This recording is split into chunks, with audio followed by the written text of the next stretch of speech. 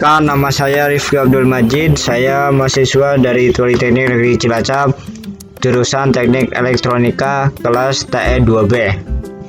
Di sini saya akan menjelaskan tentang apa itu elektropneumatik. Oke, langsung saja. Elektropneumatik pada hakikatnya terdiri dari dua sistem pengontrolan, yaitu sistem pneumatik dan elektropneumatik. Pengontrolan sistem pneumatik menggunakan sumber tenaga dari udara bertekanan sehingga hemat biaya. Sedangkan sistem elektropneumatik menggunakan sumber tenaga di samping udara bertekanan juga berasal dari sumber tenaga listrik dengan kapasitas tenaga dan daya yang relatif kecil. Dengan demikian, kedua sistem pengontrolan ini sangat ekonomis. Karakteristik pada rangkaian pneumatik atau elektrik murni, setiap komponen yang digunakan mulai dari elemen input hingga aktuasinya hanyalah komponen pneumatik saja. Pada rangkaian pneumatik atau komponen elektrik saja pada rangkaian elektrik, sedangkan pada elektropneumatik yang merupakan gabungan dari keduanya terdapat pembagian media sinyal berdasarkan urutan elemen-elemennya. Oke, di sini terdapat gambar urutan proses dari sistem elektropneumatik. Yang pertama itu sinyal input, proses, konversi sinyal, sinyal output.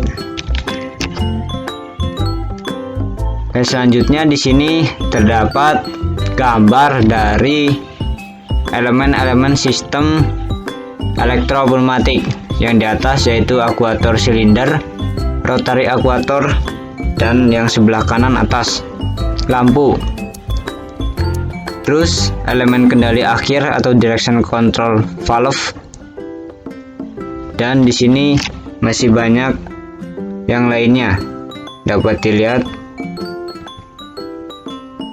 Oke, untuk selanjutnya yaitu skematik rangkaian. Skematik rangkaian pneumatik, di sini terdapat sebuah rangkaian, yaitu yang paling atas yaitu akuator, silinder, elemen akhir, elemen proses, dan sumber. Oke, untuk selanjutnya yaitu skematik rangkaian. Di sini terdapat skematik rangkaian yang dari rangkaian skematik rangkaian pneumatik yang nyata. Oke, lanjut. Saklar pembatas tipe tak sentuh atau non contacting proximity limit switch tipe. Saklar pembatas tipe ini biasanya dipakai bila saklar pembatas mekanik tak bisa digunakan. Yang termasuk saklar pembatas ini diantaranya A. Saklar pembatas bulu atau red switch. Penggunaan saklar ini biasanya digunakan bila keadaan sekitarnya tidak memungkinkan memakai saklar mekanik. Misalnya dikarenakan banyak debu, pasir, atau lembab. Biasanya saklar pembatas bulu ini diaktuasikan dengan magnet yang berpasangan pada silinder. Dengan adanya magnet, maka bulu kawat akan tersambung ataupun terputus bila magnet mendekati atau menjauhi bulu kawat tersebut. B. Saklar pembatas induksi digunakan bila saklar pembatas baik mekanik ataupun bulu tidak memungkinkan dipakai. Biasanya digunakan untuk sensor penghitungan benda kerja yang terbuat dari metal pada mesin ataupun pada ban berjalan. Saklar pembatas atau sensor ini hanya responsif terhadap logam.